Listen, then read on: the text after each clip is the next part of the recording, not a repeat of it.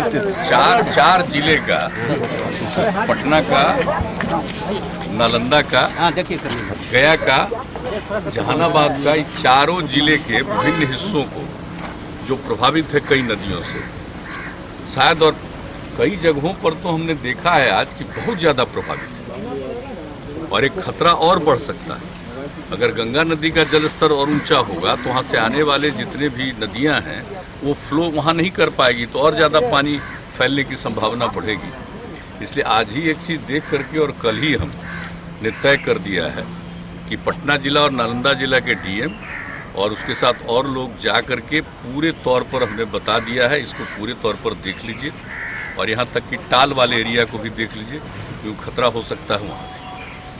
और एक दिन उसके तुरंत बाद गया और यहाँ जहानाबाद, ये दोनों को पूरे तौर पर ये लोग और वहाँ के भी डीएम को दिखवा देंगे। और फिर ये सब होने के बाद सब चीज़ को देखते हुए फिर हम नेक्स्ट वीक एक बार जाएंगे और पूरे तौर पर और हम दोबारा देखेंगे। वैसे हमने जो रूट बताया था उससे थोड़ा अलग ये लोग कर लिए थे, तो जो हम रूट बताए हैं क्योंकि जानते हैं सब एरिया से हम लोगों का पुराना संबंध रहा, तो सब बात जानते रहे, कभी कभी जो कुछ भी हुआ तो एक बार तो हम और देखेंगे क्योंकि लग रहा है, जो हमको लगा है आज कि खतरा बढ़ सकता है। अभी तो धीरे धीरे थोड़ा नियंत्रित करने के लिए भी जो काम करना है इन लोगों ने करना शुरू किया है, लेकिन फिर वर्षापात होगा और गंगा नदी का जैसा हमने बता दिया जल स्तर और ऊंचा होगा, फिर वैसी स्थिति में उधर से निकलने वाले नदियों का पानी उसमें नहीं जाएगा, रुकेगा और ज़्यादा फैल सकता है। छोटी नदियों का प्रकोप ज़्यादा है, छोटी नदियों का प्रकोप इस बार ज़्यादा है। छोटी नदियों में काफ़ी सब जगह, नॉर्थ बिहार में और इस साउथ बिहार में हर जगह पर ये स्थिति है।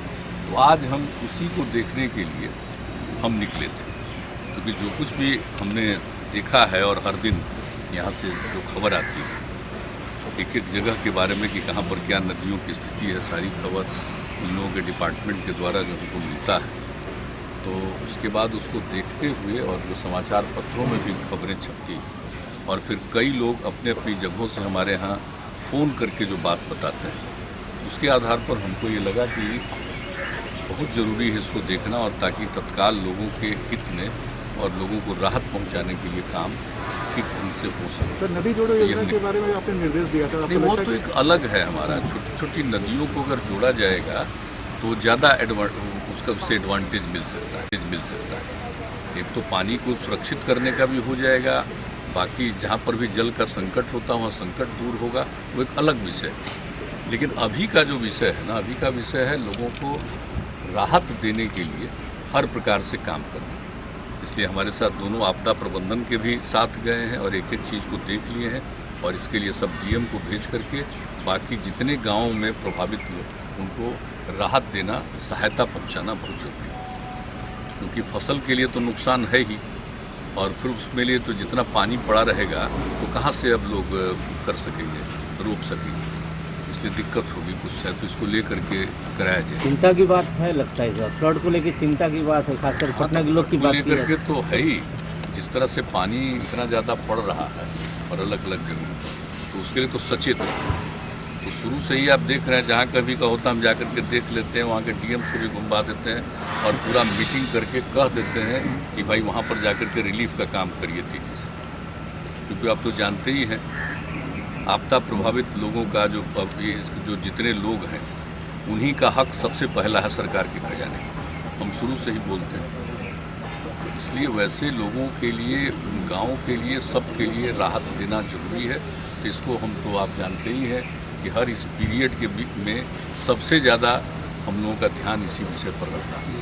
2007 से ही हमने एक एक चीज़ बनवाया। सर, पटना के बारे में कुछ जानकारी मिल रही है कि नहीं? पटना तो भी बाढ़ का खतरा है क्योंकि गंगा का जलस्तर भी तेजी से बढ़ रहा है। पटना की भी स्थिति हो सकती है, इसलिए तो देख लेना एक एक चीज़ को जरूरी है ना, हर चीज़ को देखना कैसे क्या करना है और पटना के लिए भी जो भी करना है उसके लिए भी अलर्ट रहना पड़ेगा पूरे तौर पर। सर, कास्ट सेंसस को लेकर पीएम से जो डेलीगेशन मिलने की बात थी, क्या उसमें कोई बात हुई है आप लोग मिलने की? नहीं, हमने पत्र भेज दिया है, समय मिलेगा उसके बाद ही।